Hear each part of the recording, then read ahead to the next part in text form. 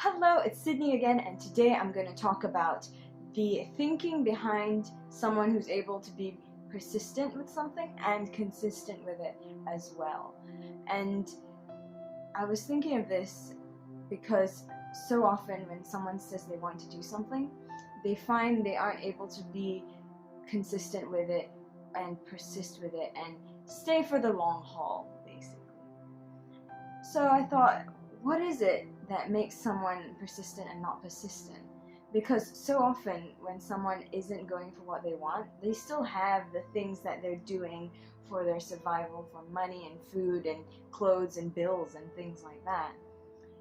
And they're able to persist with it. Even if they don't like it, they're able to keep going to the same thing over and over again. That's pretty persistent. That's also pretty consistent. But it's something you don't even like? How weird is that? And so here's the distinction. The difference is that when you're able to be persistent with the things you think are essential for you to make a living, pay bills and have some money and have an okay, enjoyable life where you're not like starving on the streets, what's behind that is that you think your dream is not an option, but doing whatever it is that allows you to live your continued existence in a way that is okay, that is essential.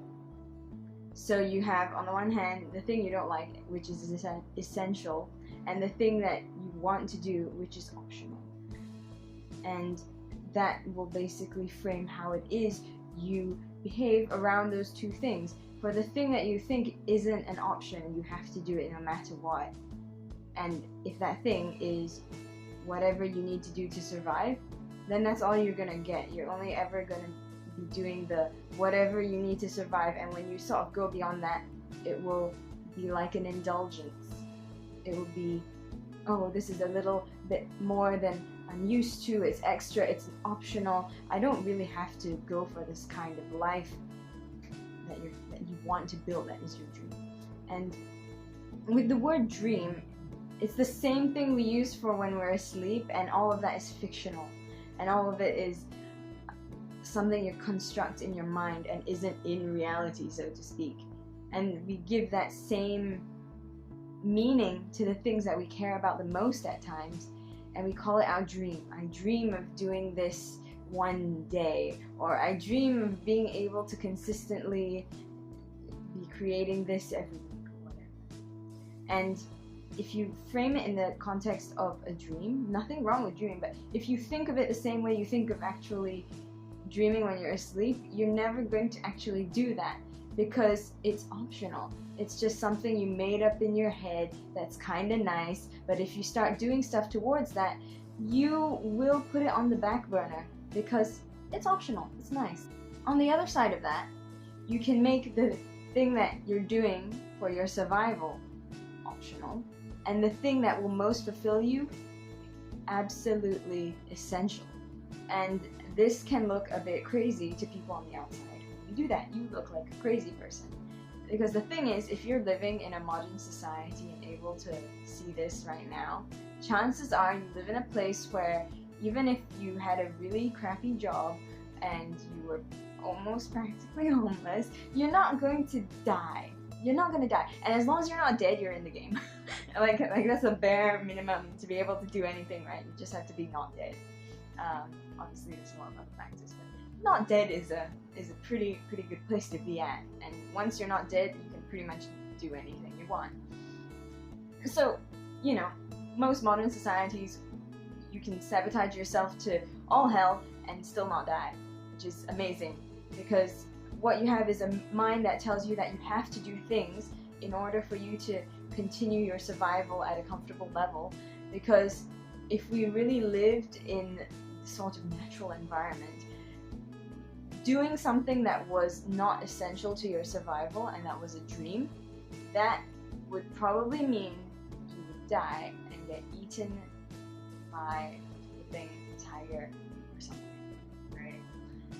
But we don't live in that time anymore, so you can flip these even though it doesn't make any sense, and make the thing that you're doing for your survival optional and the thing that you're doing to fulfill yourself absolutely essential. And what that would probably look like is, yes, of course, you're still going to your job and you're still working there and whatever, but it means that if the boss asks you to like do overtime or something, and you already committed a certain time of day to attend a particular class on something you want to learn in order to achieve a particular vision you have, or you know, you have a specific time every evening where you practice something that you really want to go for, then you'll be like, nah man, I'm busy, I can't. And then you will do this because this is essential. You cannot not do it. The feeling you get when you don't do it is the same as the feeling you'd get if you screwed up at work. This is the same thing, where if I don't do this, then I'm not moving towards the life that I really want, and that is worse than anything else that can happen. So going for this is absolutely essential. Having that particular job or income or something, it's optional. Like, I can live, but this I gotta go for. And that's when it can look like you've gone crazy. But if you really want to be persistent with something, then you gotta be able to do it even when you don't want to. You have to be able to be committed even when you don't feel like you're very committed.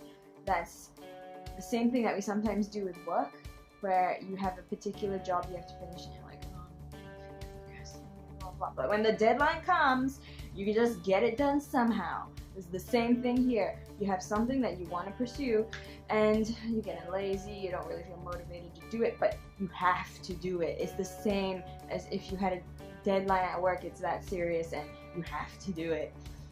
So that's the switch between those two. And honestly, we only have so much time. If you say you have something that is what you really want to do, is the most important thing to you, and then if you say you don't have time to do that, then what do you have time to do? Anyway, that's all. Okay, thanks for watching. If you liked that video, please give me a thumbs up and also subscribe.